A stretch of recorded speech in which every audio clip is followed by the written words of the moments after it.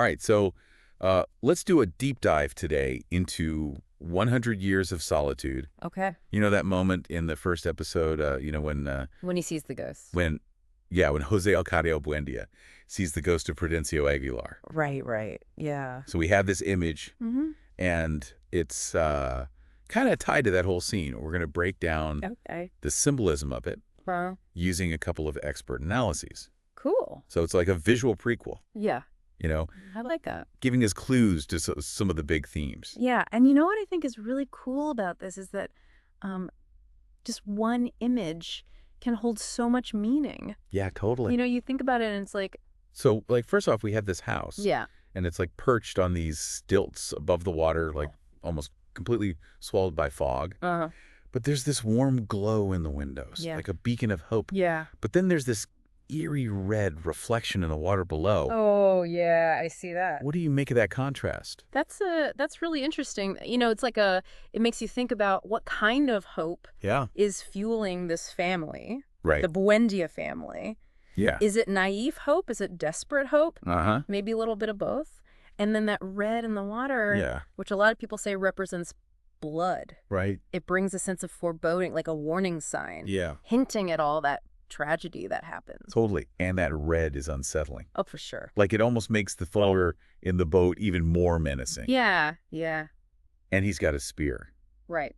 not a fishing pole. Right. And some people say that it's the ghost of Prudencio Aguilar. Makes sense. So foreshadowing is something authors use to hint at future events. Right. So how does this ghostly figure foreshadow what's going to happen to the family? Okay, well, think about the spear replacing the fishing pole. Okay. It's not just about violence generally. It's like a desperate struggle, Yeah. like a need to protect yourself. Maybe even a sense of being trapped. Right. It foreshadows how generation after generation of this family, The Buendia family. yeah, the Buendia family will deal with forces they can't control. Like they're trying to fight against their destiny. Exactly. And it's like the river itself is another character, That's an interesting thought. reflecting all their struggles back at them. Yeah, like a mirror. And then there's this spiral shape in the wood, Oh, yeah. almost like a pig's tail. Yeah, And in the book, Ursula's afraid her children will be born with pigtails. right, because of the curse. Yeah, because of that family curse. It's a pretty heavy symbol. It is. Yeah. Like, what does it all mean? Well, symbolism in literature uses objects or images to represent these like abstract ideas. Okay. So that pigtail, it's not just a physical deformity. Right. It stands for so much more. Like what?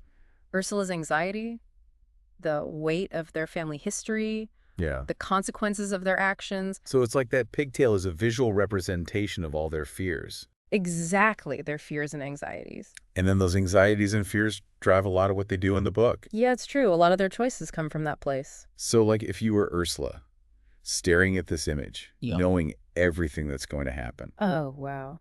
what would you be thinking? I think it would be a mix of hoping for the best but dreading the worst. Like Yeah. she's at a crossroads. Yeah. Just like that figure in the boat. Yeah. Speaking of him, Yeah. do you think he's heading towards the house or away from it? What do you think that says about the story? I don't know. That's a good question Yeah. for our listeners to think about. Yeah, let us know in the comments.